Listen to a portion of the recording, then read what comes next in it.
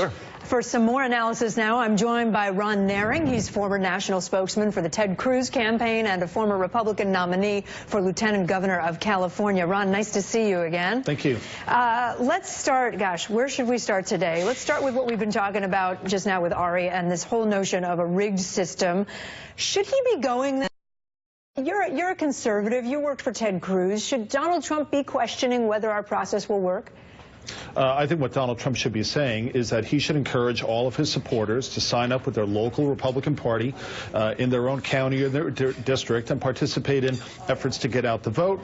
And that can also include poll watching and making sure that Republicans turn out, but not interfering with the election and certainly not characterizing the American political system as rigged. That sends a very bad message. At the very least, what it does, it tells everyone, don't bother participating because the election result has been predetermined, and whatever you do to help it, support your candidates is not going to matter. That's not the right message to send. The right message is to send this election is close, and it's important for you to get out and work with your local Republican Party. Do you think that's what they're doing, Ron, what you just said? Are they trying to suppress turnout so that perhaps it helps their candidate? No, I don't think it's that sophisticated. I think that Donald Trump is trying to win an argument, and instead he needs to focus on winning the election. And the way you do that is by activating his people, by putting them into a system to make sure that they're knocking on doors and they're making phone calls and they're engaging on Election Day poll watching to the extent that they're helping to turn out Republican voters who had not yet voted on Election Day.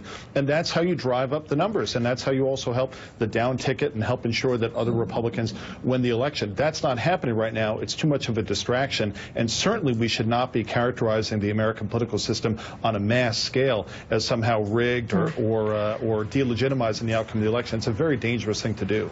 Speaking of things that could be dangerous, let me roll something that the Today Show put together. It's a compilation from Trump's supporters all talking about what it would be like if Hillary Clinton wins this election. Take a look. It'll be 100% chaos, no more America. If she wins, we will end up in a war. We're tired of taking it. We're tired of being deplorable. That one was hard to hear, but she said we're going to rise up, tired of taking it. Are you worried, Ron, about what could happen if Hillary Clinton wins? You know, if Hillary Clinton wins this election, there'll be another election 2 years later, and Hillary Clinton could be judged by her performance in office. We should focus on the election that's coming up here and now. The danger when you tell people that the election is rigged is that it means that people can no longer turn to the political system to resolve their differences. And unfortunately, what we've seen in many other countries is that people will turn to violence and other things. I don't think we're even close to that stage here, but we certainly shouldn't be doing anything to move in that direction. We should instead encourage people to participate in the candidates and the campaigns and the party who they support and fully engage in this election and help the candidates who they support to win, both in this election and in the next one.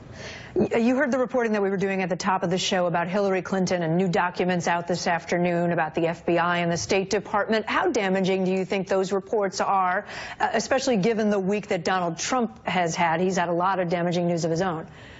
Well, a couple things. First is I would like for Donald Trump to not do things which are going to distract public attention from these very, very significant developments that we see vis-a-vis the FBI, the Clinton Foundation, and her ongoing email problems. This isn't just a matter of emails and technology. It's a matter of trust, and this has devastated Hillary Clinton's trustworthiness, and that so many Americans do not believe that anything that she says is trustworthy. So to the extent that these revelations further the narrative that Hillary Clinton cannot be trusted, or that the trust is that what she says and the quote the truth is always subject to future revision with her, that's not a good narrative that you want going into this election at all. So yes, it's damaging. This will continue to be a big problem for her trustworthiness, and I don't think that's going to recover before Election Day.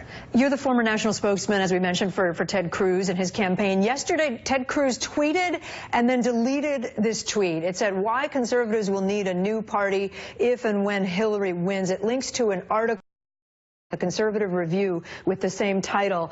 So that tweet and that headline, it sort of seems like Ted Cruz has given up on the election. And do you need a new party?